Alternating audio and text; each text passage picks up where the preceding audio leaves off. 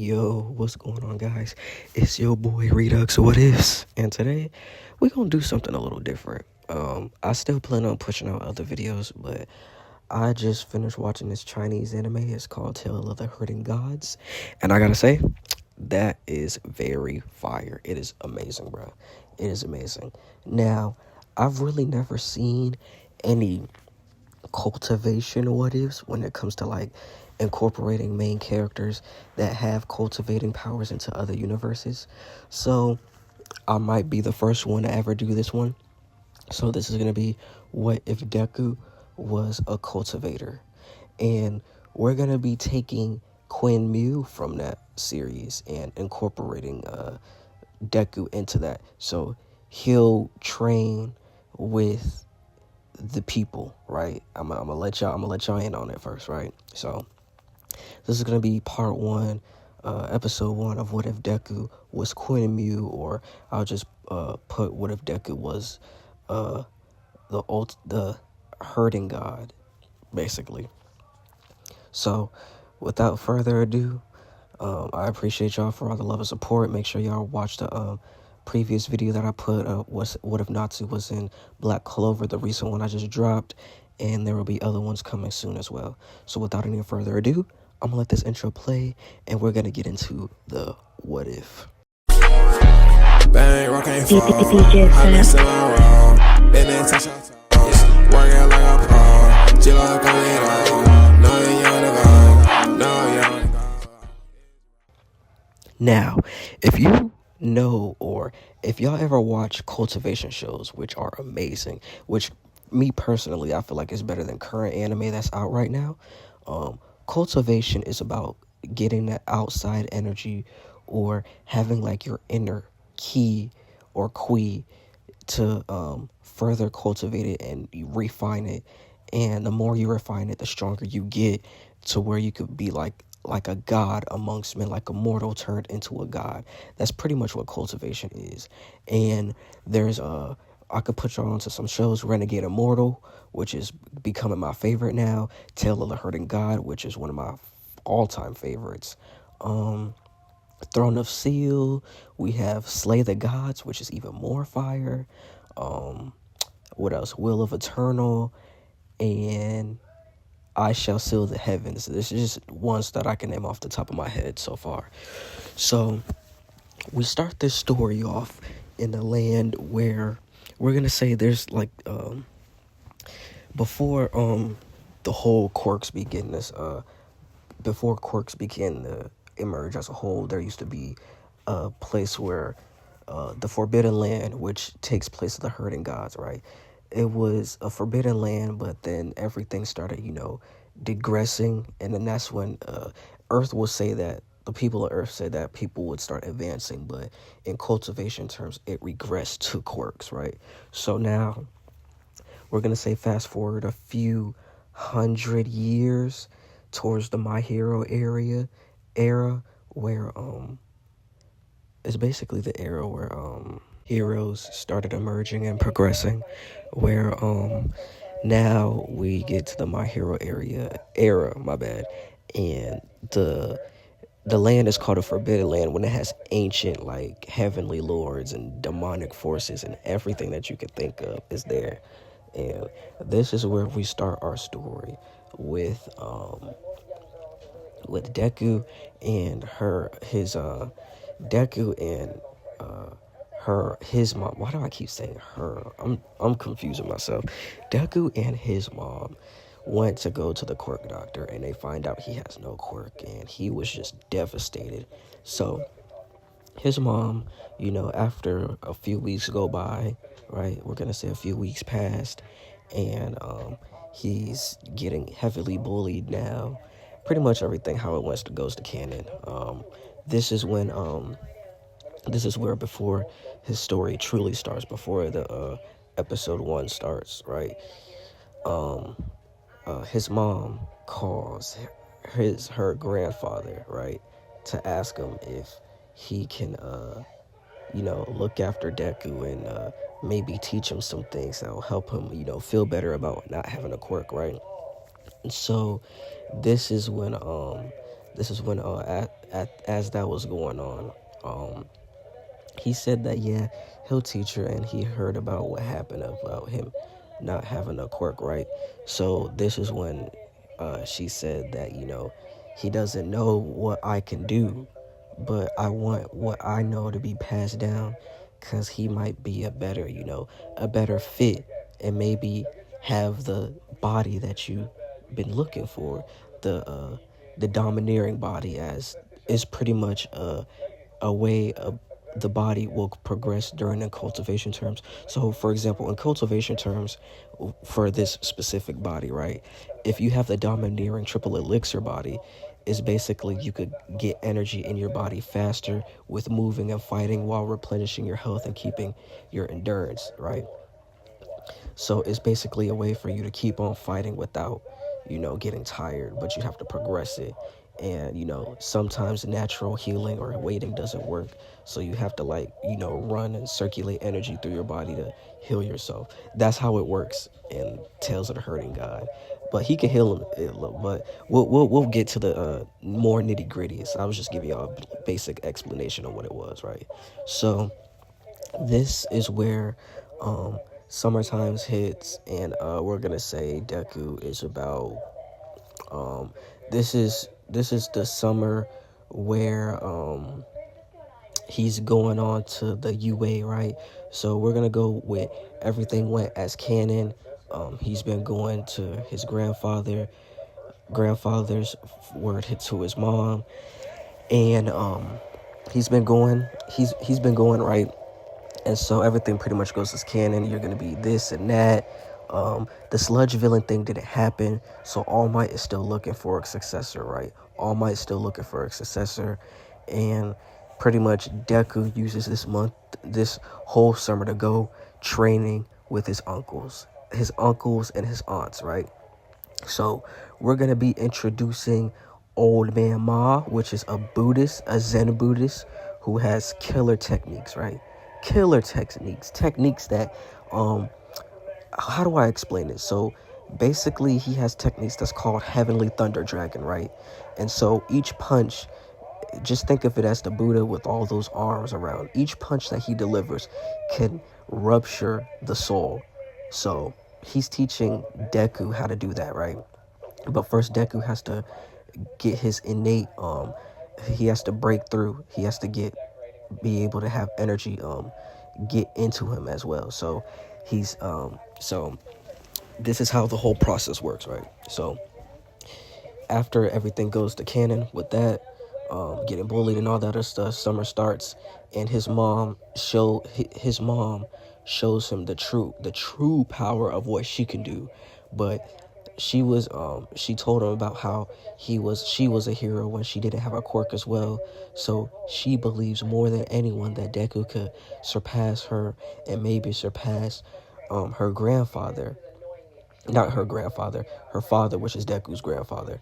So yeah, just I'm all over the place, but I'm gonna try to fix it, right?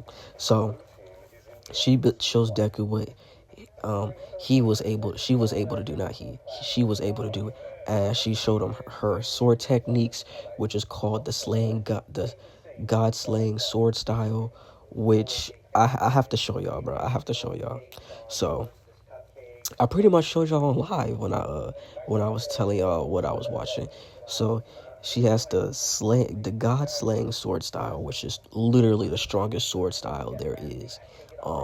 And yes, they're gonna have sword users in My Hero Academia as well. So we're gonna get to that. We're gonna get all this action, nitty gritty stuff, right? So she showed him that. She showed him the eyes of heaven, which allows her to see things that most people can't see. Weaknesses, moves before people even think about it. Subtle movements in a muscle fibers, so she could. It's technically like the Sharingan, but on steroids, right?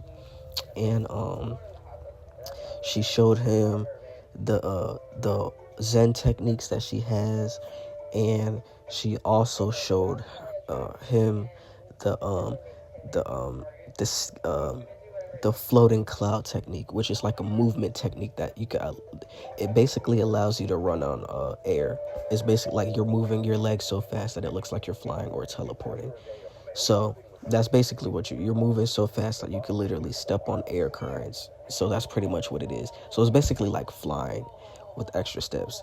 So she's pretty much telling you that she's pretty much telling you not she's pretty much telling him what he'll be able to learn, and maybe learn more than her, spending these next 4 months in the land, in the forbidden land with them. And so that's pretty much what she says, and that's when her grandfather comes blinking, like he blinks, like materializes, and it's just like this whole gust of wind just pushes him back as Deku, kind of skids back with his mom just standing there like a old ass G, like a OG, and she was like, and then this was when old man he calls she calls him old man. So that's when Deku calls him old man, sir, showing respect. And he was like, so you're my grandson. I heard a lot about you. And he was like, and I'm sorry that you don't have a quirk, but when you learn what she has learned, you won't need a quirk. You'll be better. He was like, and I want to try something. I want you to be the greatest hero that you can be. He was like, because even I once was a great hero before I turned it away. So after he says that, he grabs Deku's bag with one hand, and he says, are you ready, kid? And then that's when Deku was like, sir. And then that's when Deku was like, bye, Mom. I hope to make you proud, and I hope I make grandfather proud, and learning the things that you might teach me. And he was like, that's the spirit, kiddo, because in the Forbidden Lands, you're gonna need it. And then that's when he grabbed Deku and put him over, he basically grabbed him by his, grabbed him and then lifted him up over his shoulder. He was like, and we're off. And mind you, this man is paralyzed, so the only way he's walking is by channeling this golden energy that he has, which is called Qui, to forming legs. And he's basically moving like a blur. So that's when he grabs him. And then that's when they take off into the Forbidden Land. And then as they, come streaking down, he basically splits the sky, the grayish sky into into the blue, clear, bright sky with the sun beaming down. As he says, he lands into the village that's still there. As Grandpa said, "Welcome to the village." And so this is where he meets Grandpa, Old Man Ma, which is the Master Zen Lord. He meets the Mute, which he's able to he could basically make all types of healing medicines, healing pills, poisons, you name it, he could do it. He meets the Deaf Old Man, which he took out his own hearing at a young age due to some traumatic events, and everything that he paints comes to life, pretty much. So he pretty much paints anything that he could paint, it comes to life. So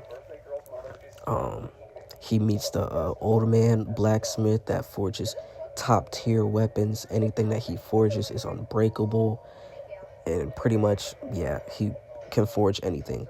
He meets grandma, the old grandma, who's actually secretly a young woman, but she has an inner demon that when she uses her young transformation she has. So she really tries not to use her her true form unless it's absolutely important.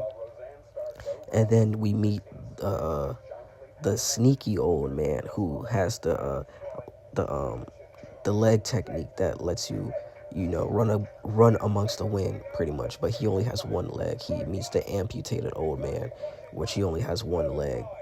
And so, and then the next one he meets is that's pretty much it. That's pretty much all the people that are there. I forgot the blind man who truly has the heaven's eye technique. since he got blinded in a fight that he was in. He trained his mind's eye to basically see everything, and that's how Deku's mom was able to learn the eyes of the heavenly eyes, right? And so the old man pretty much introduces everybody, his grandparents. He pretty much introduces his grandparents to him, his other grandparents that his mom never told him about, right? And so, with that being said, after that happened, um, after he got introduced, that's when they begin training with him, starting to try to at least get energy in, which he picks it up rather quickly, because unknowing to Deku and to the old man for now, he has the domineering body, so he's able to pick up on techniques quickly as he's able to get energy into him. He's able to, you know, starting to get stronger with his punches and kicks. He's starting to learn some of the old man's techniques, which one of his favorites being the Thunder Dragon techniques, the Zen techniques, and he's starting to herd the animals that live in the forbidden area as well, the forbidden lands as well, because there's some majestic animals that live there, right? And while he does that, he starts to learn all these other things around about how these forbidden lands actually have ancient deities and demons and heavenly deities that are sealed beneath these lands, as he explores, gaining enough strength to start exploring these lands, right? And so as he was gaining the strength to do it, he noticed that when he tries to break through to the next level, he has he basically has like something blocking him from doing it. So he goes into this ancient he basically goes into this ancient cavern, unknowingly knowing there's like a demonic ancient demonic entity just there, but he's sealed behind a divine shield, right? And then that's when the divine side opens up, right? So the divine side opens up, and this is when they started chanting, right? And mind you, these chants can rupture the body, the mind, and the soul. But Deku is in the middle of between them, so it's like canceling each other out. And the divine side, when they chant, it's like you see these kanjis, right? These kanjis that are being floating in the air, and as it hits you, the divine side, it vibrates your soul, and it makes you want to kneel in that presence, right? It makes you want to kneel in the presence, right? So it pretty much each divine chant destroys the soul, but since he's in the middle and evening it out, it's able to counteract what's blocking Deku to break through to the next level, right? And I know y'all might hear Gordon Ramsay in the back, because I'm not kitchen nightmares. Hell's Kitchen is kind of on right now, and it's kind of funny, bruh. I'm not gonna hold you. It's kind of funny, bruh. It's really funny. But anyway, this is when Deku decides to listen to both chants, and as he's able to start using the chants for himself. So once he starts chanting it, it's the same symbols that's coming out, and it's like shaking the whole cavern. And then this is when Deku says that this is one of the techniques that he might use, right? So this is one of the techniques that he might use to better himself and surprise people with, right? Ooh, excuse me. Haven't yawned in a while.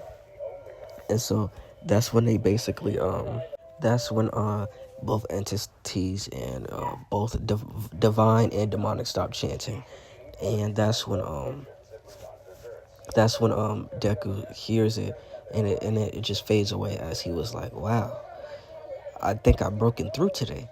Let me go tell an older man about this. And so that's when he leaves the cavern, and then that's basically when the 4 months are up for the summer. And so as he makes it back to the village, they're proud of how far Deku has came, and he's passed 4 months. how he started, struggling with the basic concepts of gathering Qui now to mastering, some of the techniques that the old man taught them, the pig slaughtering, the heavenly slaughter technique that he has, where he has both daggers, and each strike can if he strikes hard enough, it can pierce the heavens and pierce the sky, clear the sky, and all these techniques that he learned, which I'm gonna get broken down, which I'm gonna break down when we get there, right? So after Deku says his goodbyes, he goes back to the he basically goes back to he goes back to Japan as his mom is waiting for him, as he greets his mom, and then his mom noticed that his energy levels are almost higher than hers, and she was really proud that he was able to she was really proud that he was able to do all those things, and now have powers of his own or abilities of his own without him being down over a quirk, and to prove that he could do better than most quirks that are out there. And so, with that being said, this is where he gets ready to go to UA. We're gonna say he has like a black shirt with the vest on, some shorts, and we'll say he got some shoes on, some light shoes on, nothing crazy. Actually, yeah, he got shoes on. I was gonna say feet, but nah. So he shows up. His hair has grown out a lot more. We're gonna say that he has his hair is like, what is it? We're gonna say like it's down to his neck. So imagine the Minato hairstyle, but down to his neck, and it's green and black, right? So that's where it's at. And most people, when the UA entrance exam starts, right, as people are getting into the building, most people don't recognize him. Even Bakugo almost didn't recognize him until he took a good long look. He was like, Deku, he changed. He was like, he's still quirkless. He's still quirkless, so it really doesn't matter to him. He's just gonna be another obstacle in his way, another side character in his show. So this is where everything pretty much goes to canon in that sense. Deku meets Uraraka or Ochako, if y'all want to say that, and instead of him tripping, she trips, but then Deku catches her, and he asks her if she's okay, where she gets flustered because she thinks Deku looks like, like, dang, who is this man, right? And so she stutters over her words as she was like, yes, that she's okay, and that she's just nervous, as Deku gives her some encouraging words, and he this is where Ida says that talking to girls and trying to pick up girls before the entrance exam starts is a bad way of showing professional heroism, as Deku was like, just waved him off, which Ida got ticked off by, but he didn't pursue any further. And then this is where they get in and go in their seats. President Mike explains the hero test, or the quirk apprehension test, pretty much what they could do, battle points, how many battle points they could get, 3-pointers, 2-pointers, 1-pointers, and 0-pointers, which Ida points out, but then President Mike tells him to basically shut the fuck up and let him finish, right?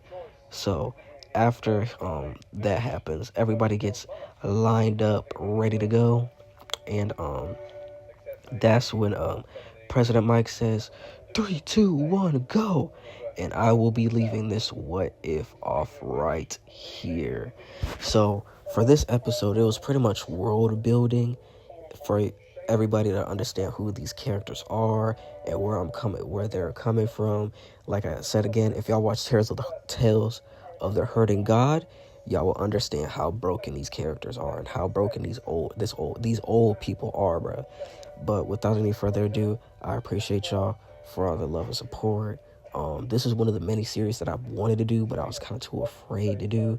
But I want to take a chance to go out on a limb here, since I've never seen anybody do if Deku was a cultivator, or taking him from another cultivation series and give him the abilities that he has, or other characters that they have in the cultivation abilities and put it in a My Hero universe to see how cultivation would fare during against quirks and superpowers of the My Hero world. So I feel like I'm the first one to do it. I think I've seen like text speech stories, but we don't really like text speech stories, I'm gonna be real. So without any further ado, I appreciate that. I will be dropping other stories as well. There's another one I plan on doing, so just bear with me. So the Natsu series will be coming out soon, along with the Miles in the Spectacular, or replacing Peter Parker in the Spectacular Spider-Man. And I wanted to do something a little different. What if Madara was in Young Justice? Why the fuck not, bruh? Honestly, why not? I'm not against it. I don't see anything wrong with it. Or just so many options, so many ideas are just coming and firing in my head. Ooh, okay, hear me out, guys. Hear me out. What if Tatsumi from Akame ga Kill was in High School DxD and had Yamoto from DMC, Virgil Sword? Ooh, if y'all want that series, let me know, bro. I could actually cook that shit up. Not gonna hold you. Bring it back to DxD series like that. That's absolute cinema, if I say so. Because listen, if I do Tatsumi with Incursio is the ever-adapting armor or the ever-adapting dragon. So you got to think about it like this. Incursio will technically be a sacred gear, and it will literally adapt to anything, which Tatsumi will be one of the strongest characters in that show as well.